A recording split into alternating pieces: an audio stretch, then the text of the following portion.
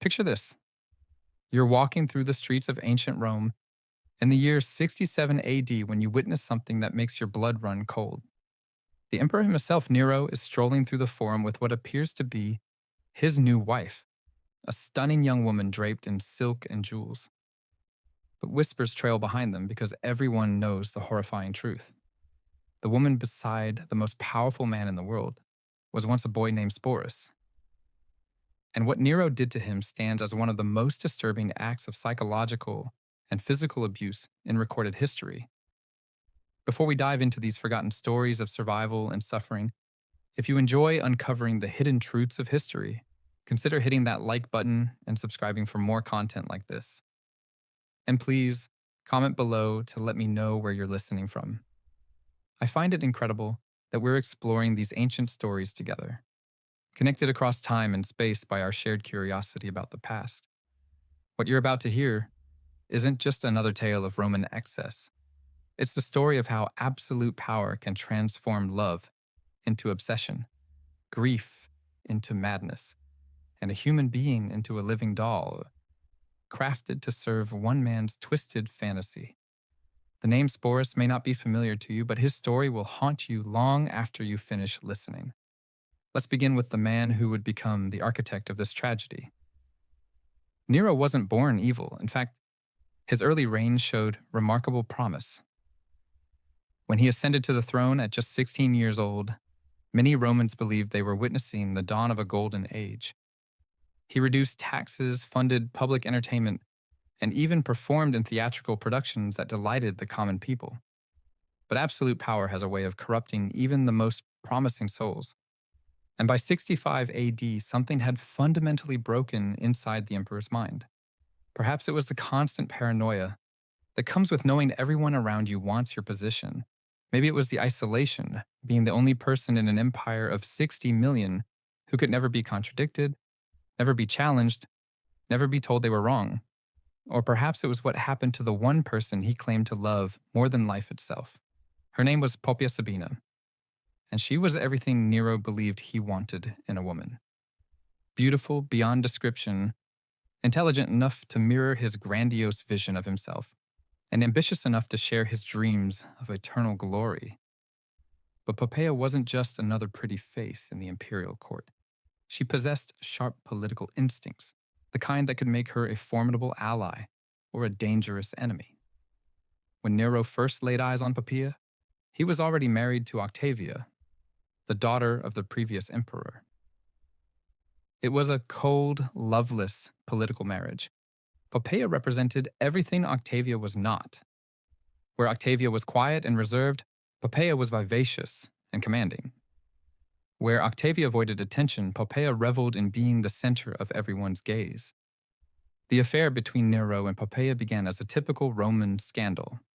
But what started as adultery quickly evolved into something far more dangerous: genuine obsession. Nero wasn't merely attracted to Poppaea's beauty. He was consumed by her in a way that terrified even his closest advisors. Ancient historians describe Nero's behavior during this period as increasingly erratic and possessive. He would fly into murderous rages if other men so much as lingered too long on Poppaea during public functions. He stationed guards around her at all times, ostensibly for protection, but in reality to monitor her every interaction. He lavished her with gifts that drained the imperial treasury: jewels from India, silks from China, perfumes from Arabia. But perhaps most telling of all, he began reshaping reality itself to accommodate his obsession. First, he divorced Octavia, a shocking move that alienated many of his supporters. Then he announced his intention to marry Poppaea in a full imperial ceremony. The wedding was a spectacle of unprecedented luxury, with Nero sparing no expense to display his devotion. Yet even marriage couldn't satisfy Nero's need to possess Poppaea completely. He isolated her from family and friends, surrounding her with people who owed their positions entirely to his favor. He commissioned dozens of portraits and sculptures of her, and not just for public display but for his private chambers, so he could gaze upon her image even when they were apart. Ancient sources tell us that Nero would sometimes spend hours simply watching Poppaea, as she went about her daily activities. This wasn't romantic devotion. It was the behavior of someone who had confused love with ownership, who saw another human being not as an independent person, but as a beautiful object existing solely for his pleasure. Poppaea, for her part, understood the dangerous game she was playing. She was intelligent enough to recognize that her beauty and Nero's obsession granted her unprecedented power, yet shrewd enough to know that this power came with enormous risk. She used her influence to advance her family's interests, carefully building a network of supporters who might protect her if Nero's affections ever wavered. But Poppaea had one fatal flaw. She wasn't afraid to stand up to Nero, unlike everyone else in the imperial court, who had learned to anticipate the emperor's moods. Poppaea retained her independence of spirit. She argued with him over policy decisions, criticized his artistic pursuits, and even mocked his performances when she felt they fell short. The details of what happened on that fateful day in 65 AD vary depending on which ancient historian you believe, but the outcome was always the same. During what began as a typical domestic argument, some sources say it started over Nero returning late from the chariot races, others over his obsession with theatrical performances. The emperor lost control in a way that would haunt him for the rest of his life. According to Tacitus, the argument escalated when Poppaea dared to criticize Nero's priorities, suggesting that he cared more about his public image than his responsibilities as a husband and a father. She was pregnant at the time, carrying what would have been their second child, and perhaps the strain made her less willing to tolerate Nero's increasingly erratic behavior. What happened next has been debated by historians for centuries, but the general consensus is chillingly clear. In a fit of uncontrollable rage, Nero either kicked or struck his pregnant wife with such brutal force that she suffered fatal internal injuries. Some sources claim it was a single blow to her abdomen. Others describe a sustained assault that left her bleeding and unconscious on the marble floor. Imagine the moment Nero realized what he had done. The man who commanded 30 legions, who could order executions with a single word, who was worshipped as a god in the eastern provinces, had just destroyed the one thing he truly cared about. The woman he had obsessed over was dying because of his own violence. Ancient writers describe what followed as one of the most pathetic scenes in imperial history. Nero reportedly threw himself upon Poppaea's body, alternately begging her forgiveness and commanding her to live, as if his imperial authority extended even over death itself. He summoned the finest physicians in Rome, offering them unimaginable fortunes to save her life, and threatening them with torture if they failed. But it was already too late. Poppaea died within hours, taking with her the unborn child who might have become Nero's heir. In that moment, something fundamental shattered inside the emperor's mind. The grief that followed was not ordinary mourning. It was a complete rupture with reality. Nero's mourning became legendary. He refused to have Poppaea's body cremated according to Roman custom, instead ordering it embalmed and placed in a tomb more elaborate than those of previous emperors. He declared her divine, established a cult in her honor, and spent days speaking to her corpse as if she could still hear him. The imperial court now found itself navigating an even more dangerous landscape. Courtiers were expected to participate in the fiction that Poppaea was somehow still alive, referring to her in the present tense and leaving her favorite seat empty at banquets. Anyone who suggested the emperor should move on was immediately exiled or worse. It was during this period that Sporus first entered Nero's field of vision, though the young man had no idea he was stepping into a nightmare. Sporus was likely around 14 or 15 years old. Born into slavery within the imperial household, he had been freed as a child and raised inside the palace walls. He received an education that prepared him for administrative duties, an existence that, by Roman standards, was one of relative privilege. Freedmen in imperial service often lived better lives than freeborn citizens of the lower classes. But this privilege came at a terrible cost. They were completely dependent on imperial favor. Everything they had, their status, their safety, even their lives, rested on the whims of their former master. They could be elevated to positions of influence or discarded punished, or killed without consequence. What made Sporus stand out to Nero, however, had nothing to do with intelligence or skill. It was his face. Multiple ancient sources agree that the young man bore an uncanny resemblance to the late Poppaea, particularly around the eyes and the delicate bone structure. In a world where Romans believed physical resemblance reflected deeper spiritual connections, this similarity would have seemed almost supernatural. The first time Nero saw Sporus after Poppaea's death, something clicked inside the emperor's fractured mind. Here was a chance to undo the irreversible, to restore what he had destroyed. The resemblance was so striking that, for a brief moment, Nero may have genuinely believed he was seeing Poppaea's spirit returned in a new form. Of course, there was one obvious problem. Sporus was male. But for a man who had convinced himself he was a god, who had spent months speaking to a corpse, changing someone's gender seemed like a minor inconvenience. What happened next represents one of the most calculated acts of cruelty in recorded history. Nero did not simply decide to force Sporus to dress as a woman. He decided to make the transformation permanent. The emperor summoned the finest physicians in Rome and ordered them to perform surgery on the young man, solely to make him appear more feminine. This was not cosmetic alteration. It was the systematic destruction of Sporus's identity as a human being. The procedure was dangerous, agonizing, and irreversible, often resulting in death from infection or blood loss. Even if Sporus survived, his life would be forever altered. He would never father children, never experience normal relationships, never be considered fully male by Roman society again. The surgery took place within the imperial palace in chambers prepared specifically for the purpose. Ancient medical practices were crude, relying on basic instruments and minimal anesthesia. The process would have lasted hours. Sporus would have been held down by guards while physicians approached with their tools, fully aware that his screams would fall on deaf ears. When he finally recovered, after weeks, perhaps months, Nero made an announcement that shocked even Rome's most hardened aristocrats. He was going to marry him. The wedding preparations consumed months and vast resources. Sporus was given a new name, Sabina, after the dead empress, and moved into specially designated quarters where he could be prepared for his new role. Imperial seamstresses created an entire wardrobe, crafting gowns designed to flatter his altered body and conceal remaining masculine features. Master jewelers produced custom ornaments, many set with gems that had once belonged to Poppaea herself. These were not merely accessories. They were relics, physical reminders of the woman Sporus was being forced to replace.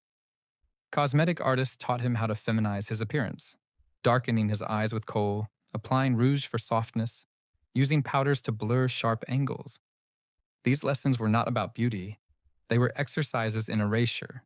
Hairdressers trained him in elaborate, aristocratic styles. His hair was cut, curled, and arranged daily using heated metal tools and precious ornaments, a process that could take hours. But the most psychologically devastating training came next. Sporus was assigned tutors who instructed him in feminine behavior and deportment.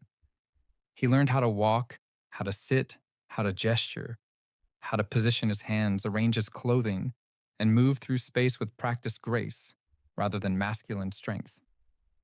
Voice coaches worked relentlessly to reshape his speech, training him to speak in higher tones and adopt mannerisms associated with elite Roman women.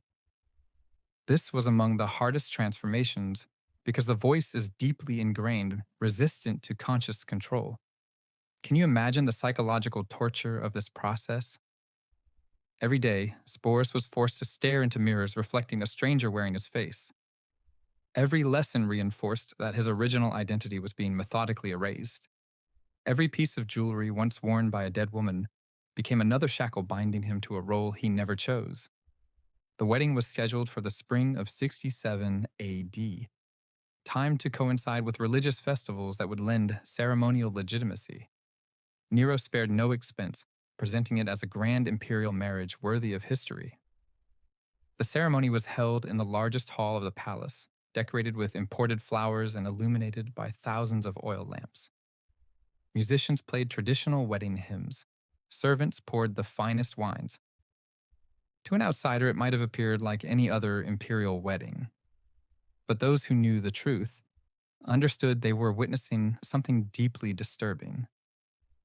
The most powerful man in the world was publicly marrying a surgically altered teenage boy dressed as his dead wife.